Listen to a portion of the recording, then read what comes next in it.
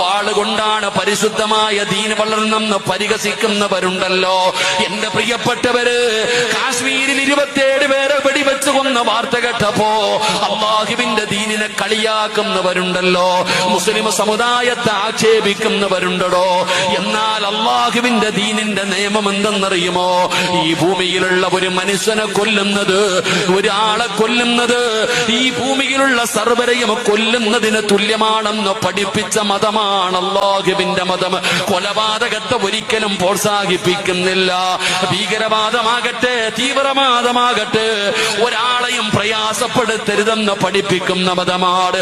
അള്ളാന്റെ ദീനിനെ കുറിച്ച് പഠിക്കണം സഹോദര.